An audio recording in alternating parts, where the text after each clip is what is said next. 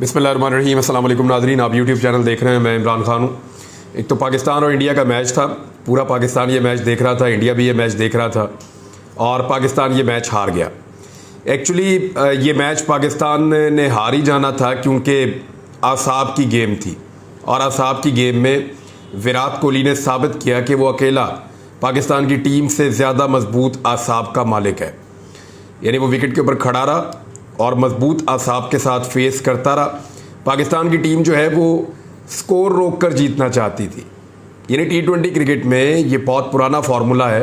मैंने बहुत पहले इमरान खान साहब का एक इंटरव्यू किया था, तो उन्होंने ये कहा था कि विकेट्स लेने के बाद आप मैचेस जीत सकते हैं, वरना आप मैच हार जाएंगे। स्कोर रोकने का कोई फार्मूला नहीं होता T20 क्रिकेट के अंदर। आखिरी ओवर में उस दिन मोहम्मद आसिफ को स्कोर चाहिए था, छक्के पे छक्का मार के मैच जितवा दिया था। वेस्ट इंडीज़ ने वर्ल्ड कप जीता था, 4 छक्के मार दिए थे ऊपर नीचे ब्रेथवेट ने, तो वेस्ट इंडीज़ वर्ल्ड कप जीत गया था। तो ये स्कोर रोकने से T20 क्रिकेट के अंदर आप मैचेस नहीं जीत सकते। जब आपने इंडिया के 4 आउट कर दिए थे आते ही, एक तो पाकिस्तान की बैटिंग एक समझ नहीं आ रही। बाबर आजम साहब चलो आउट हो गए, दूसरा ओपनर भी आउट हो गया, उसके बाद एक स्लो इनिंग खेली है हमारे वन डाउन ने, लेकिन हैदर अली लगातार फेल होते चले जा रहे हैं। आसिफ ने दोबारा मायूस किया है, लेकिन इसके बावजूद आपके टेल एंडर्स ने और बाकी लोगों ने मिल मिला के बड़ी मुश्किलों से गिरते पड़ते ये 159 तक पहुंच गए थे। 160 का टारगेट इस विकेट के ऊपर उतना बुरा नहीं था और सिर्फ फील्डिंग आपको अच्छी करनी थी। आपको फील्डिंग अच्छी करनी थी, आपको बॉलिंग बेहतर करनी थी लाइनो लेंथ के साथ, लेकिन ऐसा लगा कि पाकिस्तान की टीम खौफ में मुब्तला होती चली जा रही है। 4 खिलाड़ी आउट करने के बाद बजाय इसके कि पाकिस्तान की टीम अग्रेसिव होती, स्कोर रोकने की तरफ चले गए कि हमने बहुत स्कोर रोक लिया है, मजीद रोक लेते हैं 5-6 ओवर स्कोर, तो ये बिल्कुल ही इंडिया का बेड़ा गर्क हो जाएगा। वहां पे अग्रेसिव क्रिकेट खेलनी चाहिए थी, अग्रेशन के साथ फील्डिंग करनी चाहिए थी, ज़्यादा टाइट बॉलिंग करनी चाहिए थी और आउट करने की कोशिश करनी चाहिए थी। चाहे आपको मार भी पड़ रही होती, लेकिन आप अपने खिलाड़ी उनके आउट करते इंडिया के। अगर आप 1-2 विकेट्स और गिरा देते या विराट कोहली को आउट करने में कामयाब हो जाते या टाइमली आप पांड्या को आउट कर देते तो विराट के ऊपर मजीद प्रेशर होता, तो आप ये मैच जीत सकते थे। लेकिन फिर जिस तरह विराट कोहली ने ये मैच बनाया है अकेले ने, ये नो डाउट उसकी ज़िंदगी की सबसे बेहतर इनिंग थी। विराट कोहली ने वैसे एक इंटरव्यू में कहा भी है, और जब मैं इस इनिंग को देख रहा था तो मुझे आखिरी ओवर में ये लगा कि अगर इंडिया ये मैच जीत जाता है तो विराट कोहली के लिए उसके पूरे क्रिकेटिंग कैरियर में कोई दिन इससे बेहतर नहीं होगा कि उसने सिंगल हैंडेडली अकेले ने पूरा मैच बनाया और बनाकर पूरा मैच जिताया। तो आज विराट कोहली का दिन था, आज आसाब की गेम का दिन था और इसमें पाकिस्तान जो है वो कमज़ोर साबित हुआ। अग्रेसिव क्रिकेट नहीं खेली, डरी हुई क्रिकेट खेली और आखिर में जो डिफेंसिव पाकिस्तान का एक पूरा मोड था, यानी बॉलर्स के हाथ पांव फूले हुए थे, वाइड बॉल्स हो रहे थे, नो बॉल्स हो रहे थे। और वाइड और नो का क्या T20 के अंदर मतलब है ये आप समझ सकते हैं। ये कौन सा वनडे है जहां पे बॉलर को जो है वो 10 ओवर करने पड़ेंगे। 10 ओवर तो यानी जो जिस आदमी का काम ही खेलना है उसका तो स्टेमिना ऐसा है कि 10-15 ओवर फेंकना तो मसला ही कोई नहीं होता, और यहां तो सिर्फ 4 ओवर फेंकने हैं। और 4 ओवर अगर ठीक से नहीं फेंके जा रहे तो फिर पाकिस्तान के बॉलिंग अटैक को दोबारा से रिव्यू करना पड़ेगा चीज़ों को। शाहीन शाह अफरीदी मुझे पूरी फॉर्म के अंदर नज़र नहीं आ रहा, ना वो उस पेस के साथ बॉल कर पा रहा है, ना वो अपनी बॉल को वैसा स्विंग कर पा रहा है, ना विकेट में उसको सपोर्ट मिल रहा था। बहुत अच्छी बॉलिंग की है हारिस रऊफ ने, लेकिन वही बात है कि विराट कोहली का दिमाग हारिस रऊफ के दिमाग से बड़ा था और उसने 2 बड़े शानदार छक्के लगाए हैं। नसीम शाह की तारीफ कर सकते हैं, बहुत अच्छी बॉलिंग की है। शादाब ने बड़ी अच्छी बॉलिंग की है। बैटिंग जब पाकिस्तान कर रहा था तो पाकिस्तान का फिनिशिंग करने में कोई भी प्लेयर जो है वो एंड तक नहीं गया। अनफॉर्चुनेटली कोई बैट्समैन नहीं गया, टेल एंडर्स को शॉटें लगानी पड़ी हैं। तो ये था जी आसाब का गेम।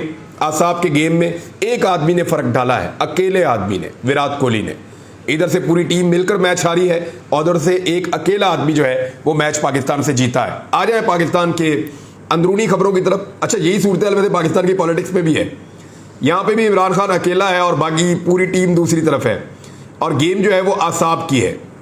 यहाँ पे भी आसाब का गेम है, सिर्फ आपने वक्त से पहले गुस्सा नहीं करना।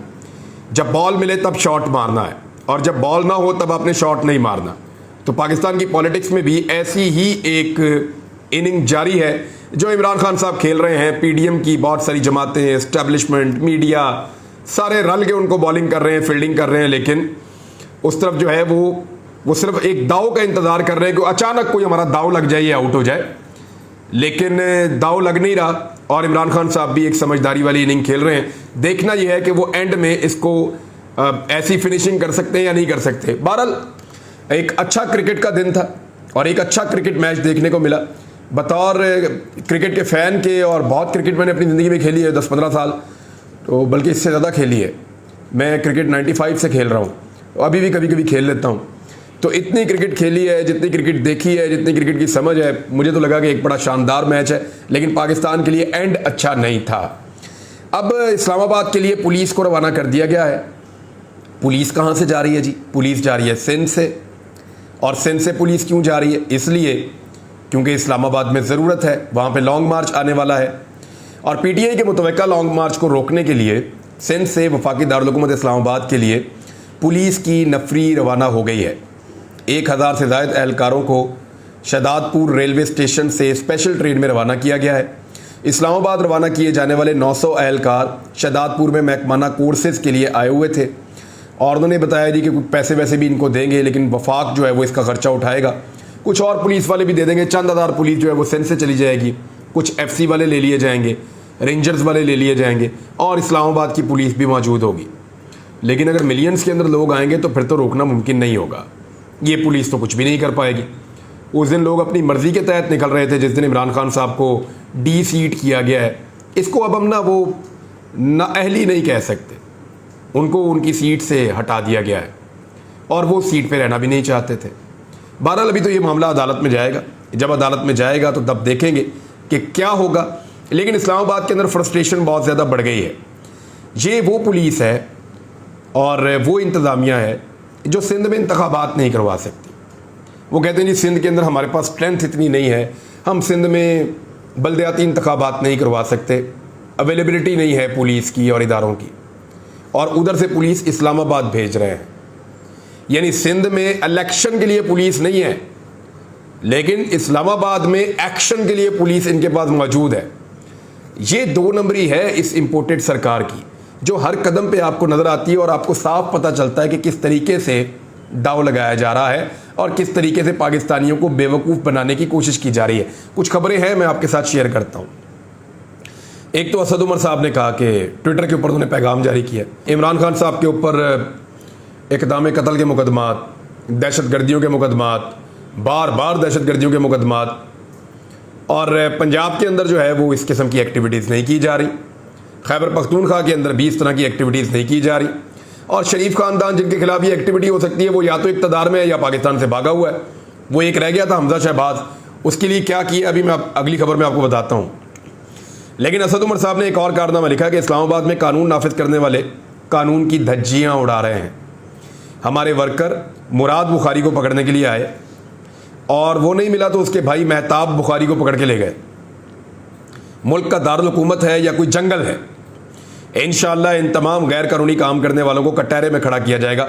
ये जो IG है ना इस्लामाबाद का, इसके साथ तो मैं जानता हूँ बहुत बुरी होने वाली है, क्योंकि ये करप्शन के केस के अंदर बाकायदा मुलव्वस पाया गया था। इसके खिलाफ इंक्वायरी साबित हो चुकी है और इसको एक रिलीफ देकर इससे ये सारे उल्टे काम करवाए जा रहे हैं इस्लामाबाद के अंदर।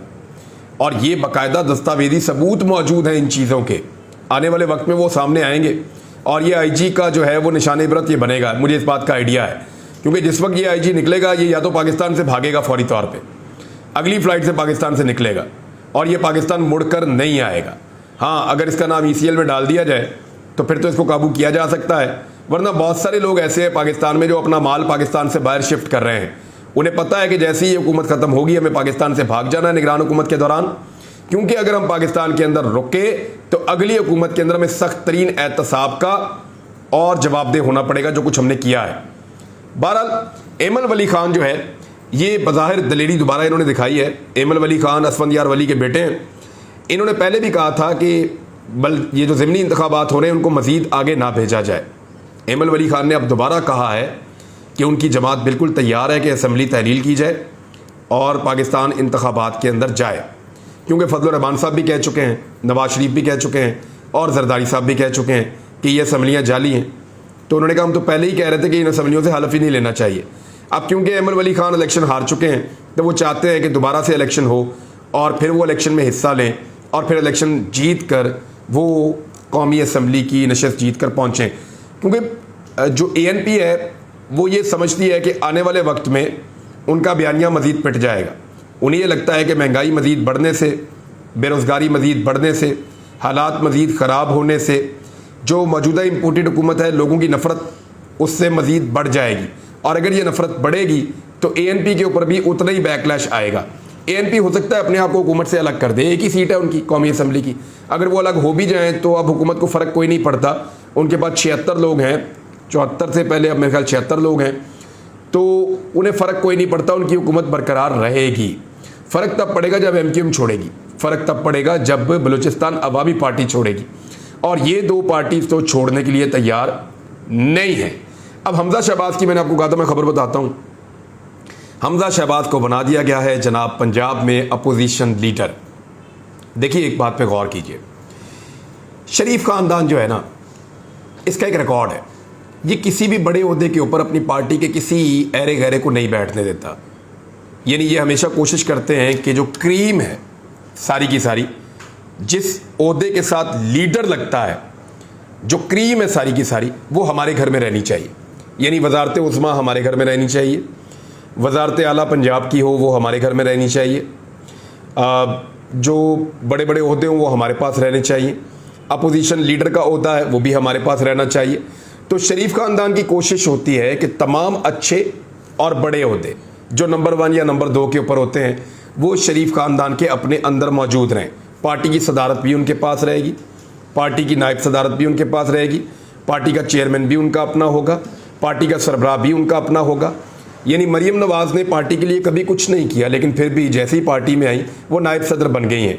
अब उनका ओहदा उससे ऊपर किया जा रहा है, जबकि उनका जो मरीम का बेटा है जुनैद, आप देखिएगा जब ये सियासत में आएगा तो एकदम ये इसके नारे भी लगेंगे कि शेरां दे पुत्र शेर, और एक बारी फिर शेर, फिर जुनैद के लिए और कौन से नारे लगे, इसी किस्म के नारे लगाते हैं। जैसे हमजा को इंट्रोड्यूस किया था, जैसे मरियम को इंट्रोड्यूस किया था, वैसे ही वो अपने बच्चों को भी इंट्रोड्यूस करेंगे। तो ये जो लोग ख़ानदानी सियासत के दिलदादा हैं वो इसको बड़ा इंजॉय करेंगे, और जो लोग इनकी पॉलिटिक्स को फॉलो करते हैं वो पहले दादे को, फिर बेटे को, फिर बेटी को, फिर उसके बेटे को, फिर उसके बच्चों को, तो ये इनके पोतरे धोते ही रहेंगे हमेशा। इनके गंदे कपड़े धोने की ड्यूटी यानी जिन सियासतदानों की लगी हुई है, ये नहीं हो सकता कि कभी साद रफ़ीक आगे आ जाए, ये नहीं हो सकता कभी राणा सनाउल्लाह को एक लेवल से आगे आने दिया जाए, ये नहीं हो सकता कि शाहिद खाकान अब्बासी या उसके बच्चे आगे आ जाएं, ये नहीं हो सकता कि जावेद हाशमी आगे आ जाए या उनके बच्चे आगे आ जाएं, ख्वाजा आसिफ एटसेट्रा, ये लोग नहीं आ सकेंगे।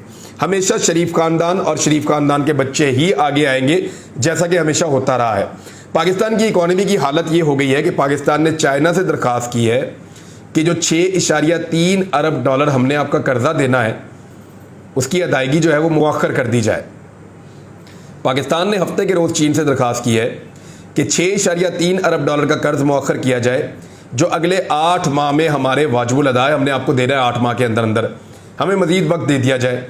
पाकिस्तान की जानिब से की गई ये दरख्वास्त रवा माली साल कर्ज अदायगी और बैरूनी तजारती ज़रूरियात को पूरा करने के लिए 34 अरब डॉलर हासिल करने के मनसूबे का हिस्सा है। यानी पाकिस्तान ये चाहता है कि चाइना को ये कर्जा ना दे वापस, जो चाइना को 6.3 अरब डॉलर देना है पाकिस्तान ने अगले 8 महीने में, वो देने की बजाय उन पैसों को शिफ्ट करे जो पैसा बाकी दुनिया का देना है, क्योंकि 34 अरब डॉलर बाकी भी तो देना है, तो ये कैसे इकट्ठा करेंगे।